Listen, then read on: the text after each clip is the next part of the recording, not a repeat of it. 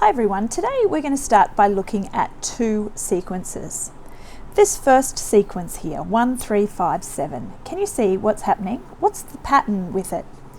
Well, it's quite easy to see, isn't it, that this is a +2 pattern. To get from one term to the next, we are adding 2. So we can continue the sequence quite simply like this. In our last video, we talked about arithmetic sequences. This one is an example of an arithmetic sequence. Term 1 is 1, and D, the common difference between the terms, is 2. We can graph this sequence here. Term 1 is 1, term 2 is 3. We continue to go up like this by 2 each time, and you can see that this is making a linear pattern. The dots form in a straight line. Have a look at this second sequence over here. What's happening in this sequence? Well, the first thing that I notice is that there is not a common difference between the terms. Between the first two terms, I'm adding 1, but next time it's an addition of 2 and then an addition of 4. This is not an arithmetic sequence. There is not a common difference between each term. Can you work out what is happening? Okay, you may have seen quite simply that this one is a multiplying sequence. We are doubling. We're multiplying by 2 to get from one term to the next. So we can continue this sequence quite simply as well. But what does this sequence look like graphically? Well, the first term is 1, second term is 2, third term is 4, and then 8, then 16, and it's going to be 32, and I've run out of graph paper at that stage. Can you see what's happening here? This is not linear. The dots don't make a straight line. Instead, you can see that if I was to join them up, I'd need a curve like that, and it's shooting up there. This is not an arithmetic sequence. Arithmetic sequences will always make a straight line pattern. This one here is what we call a geometric sequence. Geometric sequences use a multiplying pattern. They will not make a straight line. A geometric sequence is a sequence of numbers with a common ratio between successive terms. Now, what does that mean? Have a look at this sequence over here. If I get the second term and divide it by the first term, term 2 divided by term 1, I get 6 divided by 2, which is 3.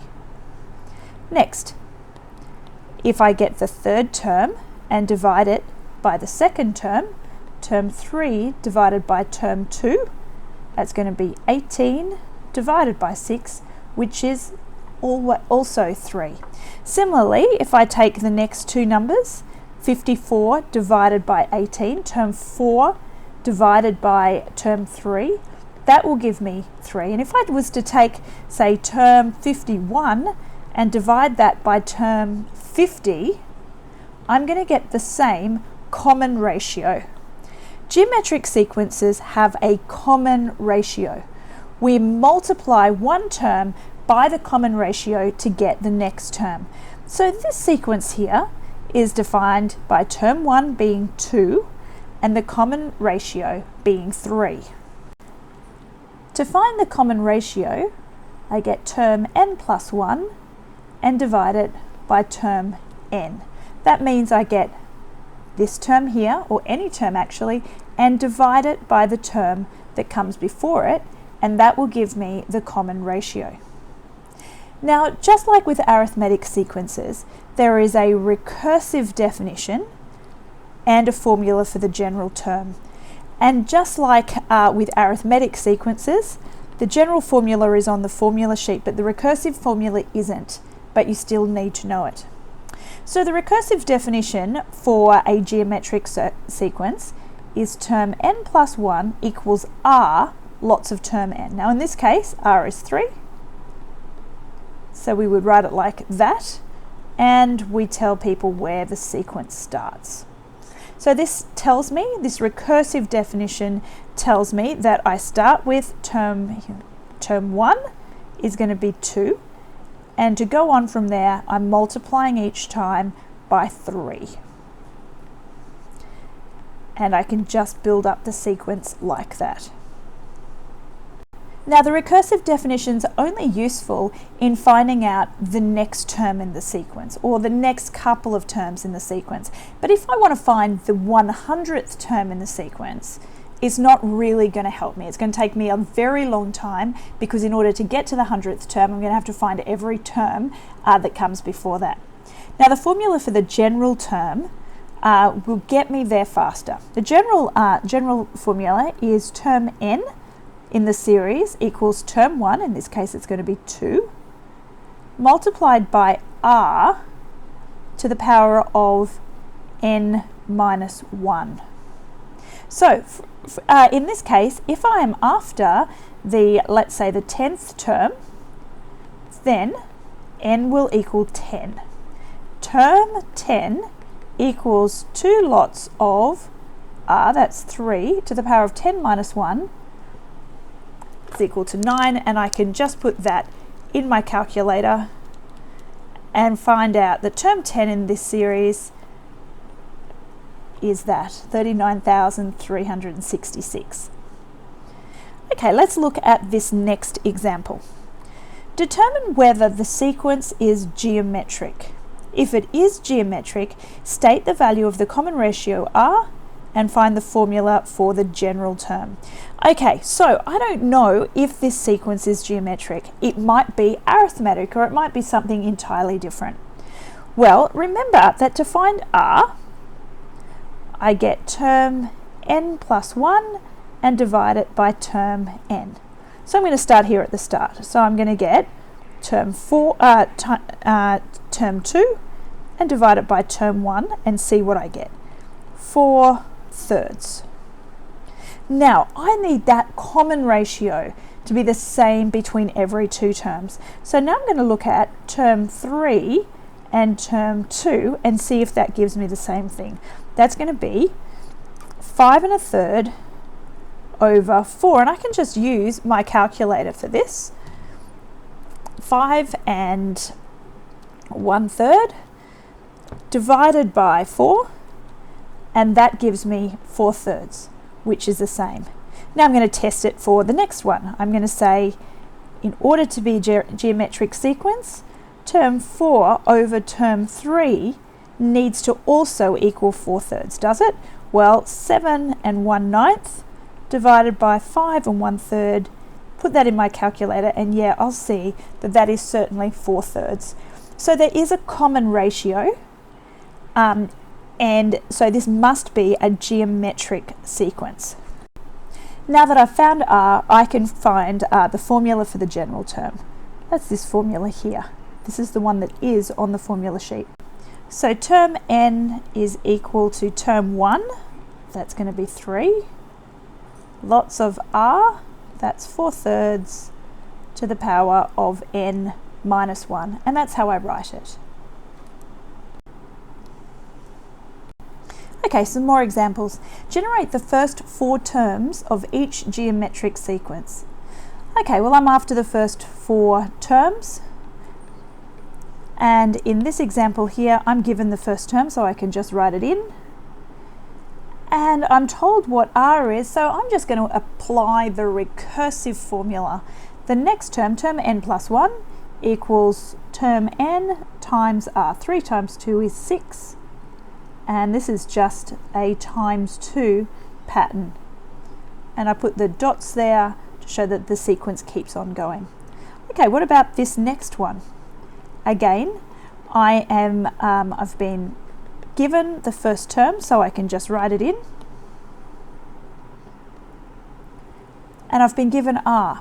So notice here that r is negative. So I'm multiplying by -3. What's -2 times -3? Well, a negative times a negative is actually a positive, and it's +6. Now to get the next term, I have to multiply again by -3. What's 6 times -3? Positive times a negative is a negative. And then I've got to multiply again by -3. What is -18 times -3? Well, that is 54, positive 54. Now notice this one here, we've got this thing happening where our terms are alternating in signs. Geometric sequences can do that, and graphically they look a little bit strange. So you've got term 1 here, or actually in this case term 1 here, term 2 here, term 3 here, term 4 here. Can you see what it's doing? So it's getting sort of further away from 0, but it's bouncing around, bouncing over that axis. That's one of the features of geometric sequences. They can do that. Just watch that. If you've got R as a negative, then you're going to have that bouncing across the axis there happening. Let's look at the next one. Well, again, we're given the first term, so we can just write it in. The first term is 12, and R is a half. Okay, so to go from here to here, I'm multiplying by a half. Well, half of 12 is 6. 3, then 3 on 2, or 1.5. So this sequence here, what is it looking like graphically? It's actually coming down like this, and it's going to get closer and closer to the axis there, but it will never be 0, will it? If we are multiplying by a half, our numbers are going to get smaller and smaller, but will always be more than 0. Okay, another example. Determine the 21st term of the sequence 5, -5, 45. Right, well, to do this I need term 1, and term 1 is 5. Then I need to find R. Remember, to get R, term n plus 1 over term n, or in this case we'll go term 2 over term 1, which is -15 over 5. So R is going to be -3. And we can just check that. 45 over -15 will also be -3. Then we're going to use the general formula. Term n equals term 1 times R. I'm just going to use brackets here to make sure that that negative doesn't get lost. To the power of n minus 1. That is the formula for the general formula, which is on the formula sheet. So I'm now after the 21st term, so n is 21. So it's going to be term 21 equals 5 times -3 to the power of n minus 1. 21 minus 1 is 20, and that can just go into my calculator, not forgetting the brackets around the negative. And that will give me, well, a very, very big number that my calculator puts in scientific notation. Massive number like that. Okay, so this one here, because we've got a negative R value, again it's going to be bouncing across the axis, and the 21st term is positive. Notice here we're going positive. The first term's positive, second term's negative, third term's positive. So the odd ones are positive, so it makes sense that the 21st term is positive. Okay, this next question uses our algebra skills as well. Determine the value or values, there might be more than one option, of the 5th term in the geometric sequence x minus 4, that one, and that one. Okay, we've been given 3 terms. Term 1 is x minus 4, but what is R? Well, how do I work out R? I can get term 2 over term 1. Well, that doesn't really help me, does it? Because I don't know what x is. I really need to know what x is. If this is a geometric sequence, then term 2 over term 1 is going to be the same as term 3 over term 2, isn't it? So this one divided by this one will be the same as this one divided by that one, because that's going to be what the common ratio is. So I'm just going to do a little bit of algebra at this point. I'm going to say 2x plus 1 over x minus 4, that's term 2 over term 1, is going to equal term 3 over term 2. Now what can I do here? Well, I need to solve this. I need to work out what x is, and I'm going to cross multiply. So 2x plus 1 times 2x plus 1 will equal 11x minus 2, lots of x minus 4. Next I'm going to expand these brackets. I can use just my rule here, because that's just a square, isn't it? So I can do it like that. Use FOIL on this one.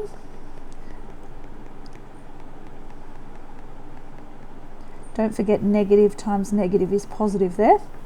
And then I'm just going to clean this up. So collect like terms. Collect my x squareds over this side. Minus 2 minus 44, that's going to be minus 46. Then I'm going to bring that one over and take it away. So that is going to be minus 50x. Then I've got 8 plus 1 here, so I'm going to take it off here. So there we are.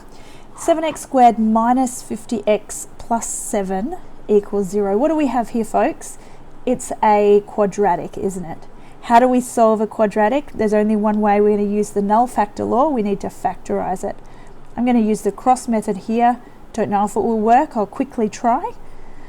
Okay, 7. Well, it could either be 7 and 1 or 1 and 7. And they're both going to need to be negative. I'm going to do it like this.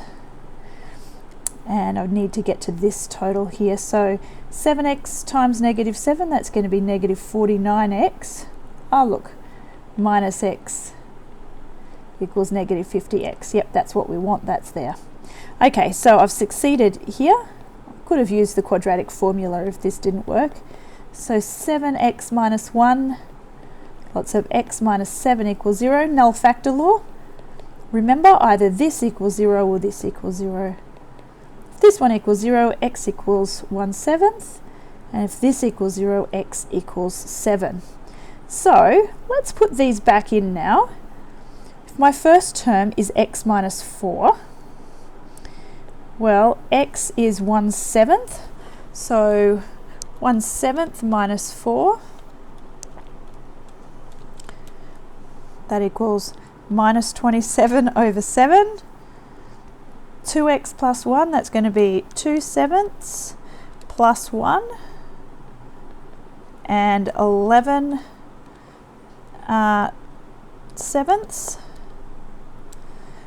minus 2. So if x is 1/7, that is my pattern, and I can just work out there, from there, what the common ratio is. That's going to be 9/7 divided by 27 over 7, negative 27 over 7, sorry, and that's going to be, r is going to be negative 1/3. Now if r is negative 1/3, term n equals term 1 times r to the n minus 1, and I'm after the 5th term. So I can just put in term 5, negative 27 over 7 times negative 3 to the power of 4. And that gives me negative 1 over 21 for that 5th term. Now, what about my other option, my probably nicer option, if x equals 7? Well, if x equals 7, my terms go 7 minus 4, 14 plus 1, 3, 15, 11 sevens is 77, minus 2 is 75. And in that case, this is a times 5 pattern. So r here is 5, you can see that quite simply. And so term n is going to equal term 1 times r to the n minus 1, and I can work out term 5 there, just like that, and it equals 1,875. Now that is a trickier problem, much trickier, but really just because of this first step of algebra. We are told that it's a geometric sequence. If we weren't told that that's a geometric sequence, we wouldn't be able to do it. It might be arithmetic. Notice that as soon as I've got this situation here where we've got a quadratic, we can expect to have two solutions. Like with arithmetic sequences, we can find the sum of the first terms in a geometric sequence as well. Now this is the formula here. It is on your formula sheet, and I could show you how that formula came to be, but for the sake of brevity, we're just going to use the formula at this stage. So for each geometric sequence, determine the sum of the first 10 terms. Well, Sn means the sum of the first n terms. We're after the sum of the first 10 terms, so we're going to put that there. And what we need to know is we need to know what term 1 is. Well, term 1 is 3, and we need to know what r is, the common ratio. How do I work that out? Well, what I do is I say term n plus 1 divided by term n. So that's going to be 5/3. I could check that by saying term 3 divided by term 2. That will give me the same answer. So the sum of the first 10 terms is given by term 1 multiplied by r to the power of n. Well, n is 10. Take 1 over r minus 1. 5/3 minus 1. Now that looks pretty awful, but your calculator can completely handle that. Just make sure you type it in properly with all the brackets, and you'll get an answer spat out for you. I asked my calculator the answer, and it said that that's what it was. Okay, how about the second one? Well, what do I need to know? To find the sum of the first 10 terms, n is going to be 10. Term 1 is going to be -5. And what is r, the common ratio, going to be? Well, r is going to be term 2 divided by term 1. And that looks like -1/2. And you can see what's happening there. With this series, it's going to look something graphically like that. So this is going to be an interesting sum, because some of the negatives are going to kind of cancel out the positives. I don't imagine this sum to be very high at all. Let's try it. Sum of the first 10 terms equals term 1, -5, r, -1/2 to the power of n, minus 1, making sure I'm putting in all the brackets on r, minus 1. And again, I'll ask my calculator for the answer. And my answer as a decimal is -3.33, and there's other digits there too. So I want to just spend a few minutes here looking at what different series look like. Okay, this first one here, term 1 is 2, and r is, this bit here, 1.5. So each term is 1.5 times the previous term. You can see how the dots are going for this one here. This series is diverging. It's getting bigger and bigger. But let's have a look at this next one over here, where term 1 is 12. And what is r? R is 0.5. So it's a halving pattern. So what are we going to have? We're going to have 12, and then 6, and then we're halving again, 3 and 1.5, and then it's going to be like 0.75, and it's going to be getting here closer and closer to 0, but never actually reaching 0. This series here is actually converging on 0. So it is approaching 0. What about this next one down here? Well, term 1 is 1. And what is r? R this time is negative 1.5. So this is going to be, this one, because r is negative, we're going to have a flicking over the axis situation. So can you see what's happening here? We're starting here, then we're going to that one, up to that one, down to that one, up to that one, and then we're going to come down here, up, and it's going to keep going like this. So this is a diverging series. It's getting bigger, but bigger at both ends. So it's going up that way and down that way. It's going away from 0. Now what about this final one here? Term 1 is 6. And our r is negative 1/2. So our next term is going to be negative 3. Then the next term is going to be positive 1.5, and then like negative 0.75, and it's going to be in here. Can you see what's happening here? We're still crossing over the axis, but it's converging in both directions. It's coming closer and closer to 0.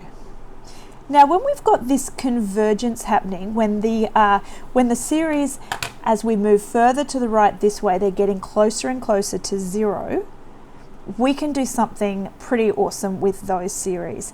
And that is that we can calculate the sum to infinity.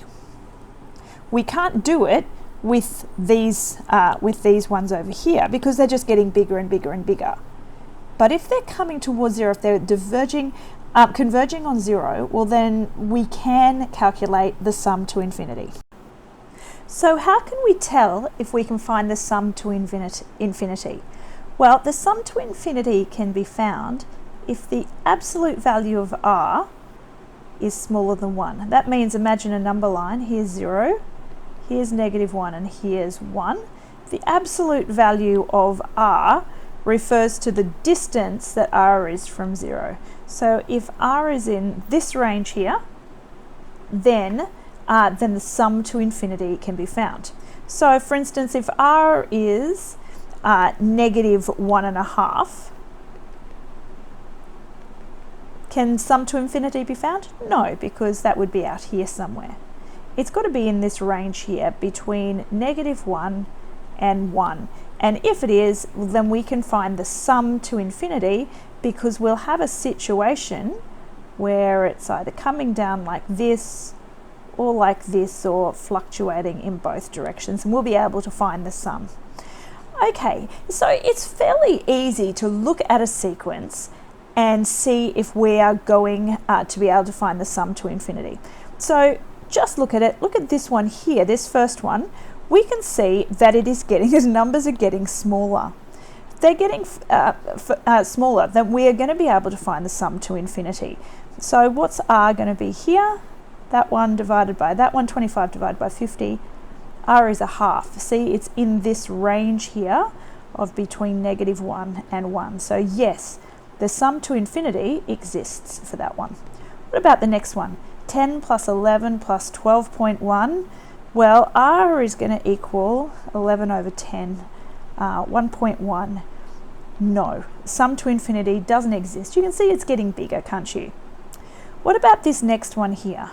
3, and then we've got an alternating plus minus pattern. So for the r, it's going to be negative 0.3 over 3. So what is that? The r value is going to equal like negative 1/10. Will the sum to infinity exist? Yes, it will. Big tick for that one.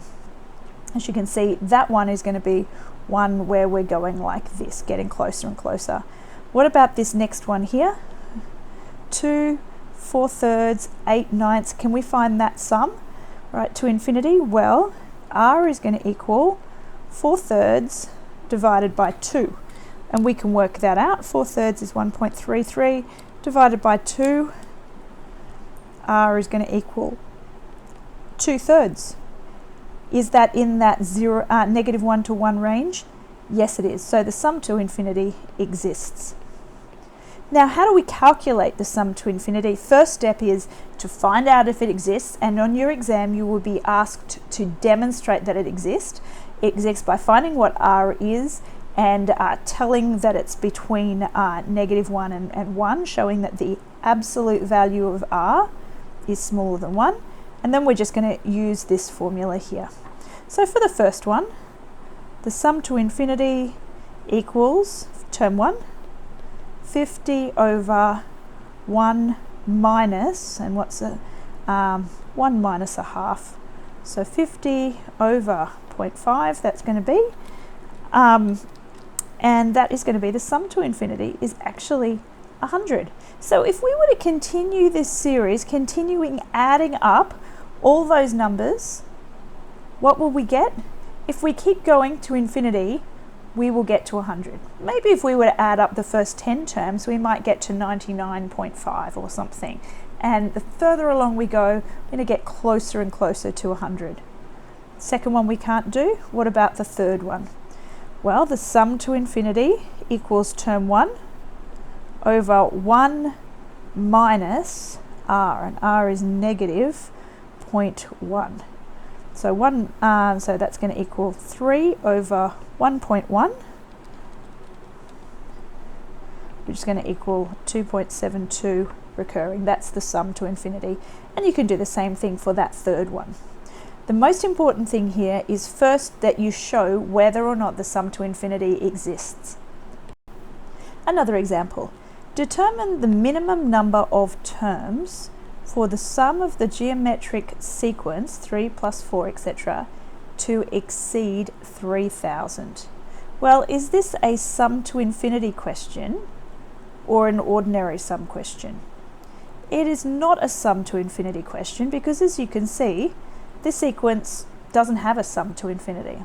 So we just need to use our normal formula. So we need to know term 1, and we need to know r, term 2 over term 1. Then we need to look on our formula sheet for the formula.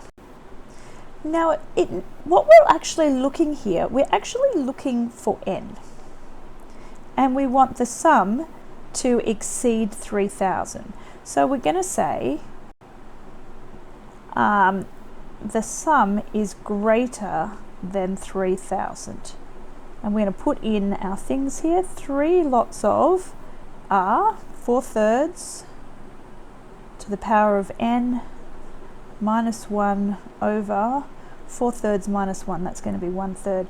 I'm just going to use decimals here because sometimes it's easier to calculate. And then from here, I'm just going to do a little bit of algebra. Times both sides by 0.3 and then divide by 3, we get that. And then what am I going to do next? 4/3 the power of n is going to be greater than 1,000 over 3 plus 1. It's going to be 3 on 3. So that's going to be 1,003 over 3. And now what do I want to find here? I want to find what n is equal to. Well, I'm going to use some logs at this stage. But when we get back to school properly, I'll show you how you can just type that there into your graphics calculator and it will spit you out the value for n. Remember this log trick that we learnt last year? And I can just, remember the log law, we can bring that n down there.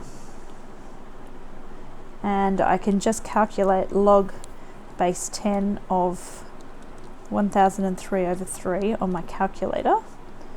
And then n is going to equal log base 10 of that over log base 10 of 4 over 3.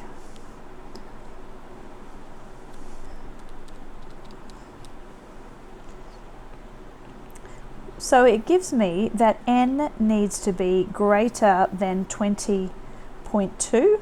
So the question is, what's the minimum number of terms? Well, we can't have term 20.2, so we're going to have to say term 21 is what we're looking for there. So again, that's a complex kind of a question, but this algebra becomes quite easy on your graphics calculator. You could even put it in at this point here, just type in the equation and it will give you an answer for that. Okay, we're moving now to our last few examples, and these are kind of more like the application of geometric sequences. Let's read this one.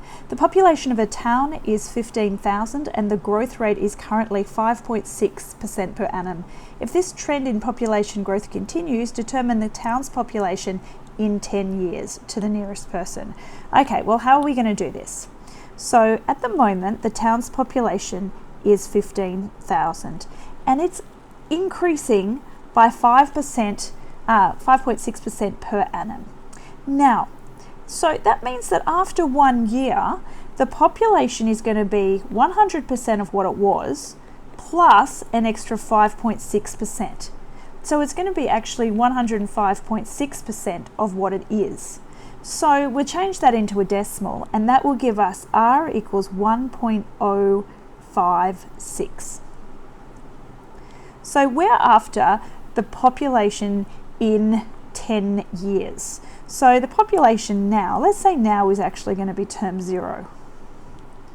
In 1 year, it's going to be 1,500 times 1.056.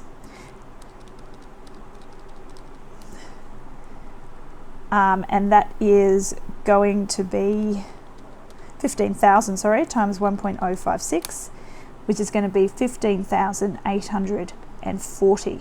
Now we're after the population in 10 years' time. So just notice this little thing here. If the town starts at a population of this, that's not term 1 in the sequence, that's actually term 0, because in 1 year's time, it's 15,840.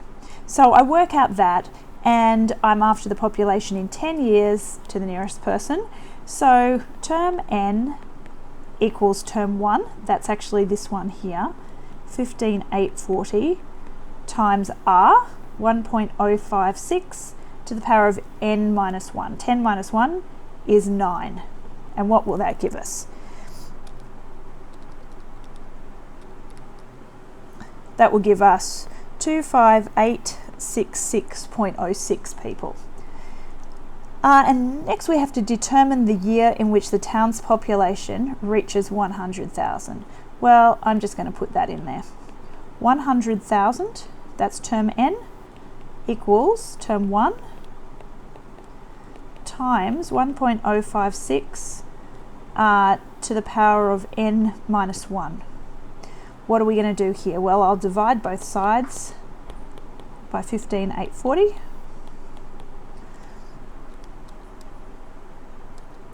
That should be 100,000. Don't think I've got enough zeros there.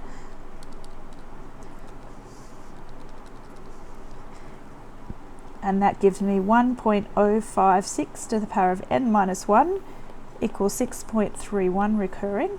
Now I can go and use that log magic trick again. So it's going to be n minus 1 equals log base 10 of this one over log base 10 of that one. Remember, yeah. Or on your calculator, you can just type that in and it will spit you out an answer. And that comes to n equals 34.817. So in what year, after how many years will it reach population of 100,000? Well, it'll be after 35 years. Next. The next two examples are financial questions. If you remember doing a bit of compound interest last year, compound interest, remember its graph is like that. Compound interest follows a geometric sequence. So $15,000 was invested in an account earning 6% interest per annum. Model this investment using a recursive formula. Now remember, recursive formula says term n plus 1 equals term n times r. What is r? Well, if it's earning 6% interest per year, after 1 year it's going to be worth 106% of what it was. So R is going to be 1.06. So recursive formula, term n plus 1 equals term n times 1.06. So we're just after the first 4 terms in the sequence. So we're going to start with 15,000. Then we're going to times that by 1.06. And again, 1.06. And again. And we'll just get the increase like that, okay? Determine how much this investment is worth after 20 years. Now remember, we've got to do the tricky thing here by first work out what term 1 is, because it's term 0 that is 15,000. So times our 15,000 by 1.06, and that'll give us term 1, 15,900, and we are looking for term after 20 years. Term 20 is term 1 multiplied by R to the power of n minus 1, and we can work that out. And after 20 years, it's worth $48,107.03. Final question. James buys a $3,000 gaming computer. The computer depreciates. That means it reduces in value at a rate of 15% per year. Okay, well, if it's losing 15% of its value per year, what is R going to be? If it was losing nothing, it would be 100%. But it's losing 15%. 100 minus 15 is 85. So it's got 85% of its cost. It's retaining that much. So R is going to be 0.85. Determine the number of years after which the computer will be worth less than $1,000.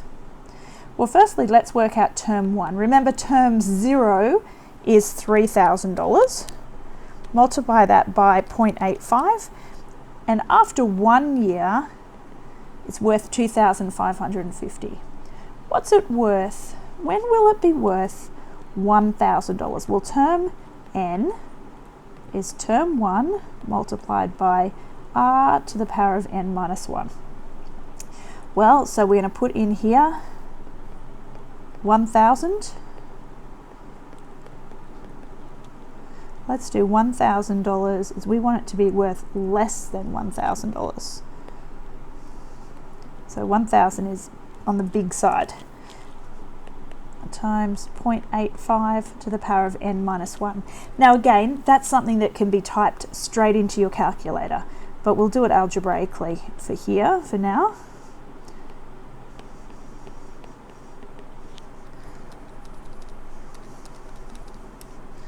So 0.85 to the n minus 1 needs to be smaller than 0.392156, and I'll just quickly apply some logs.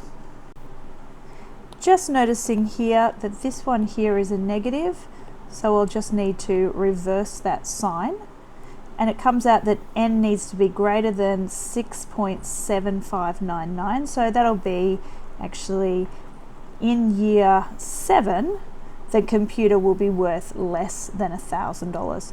And we can actually just do that on our calculators using a recursive formula. So if we say 3,000 and then times that by 0.85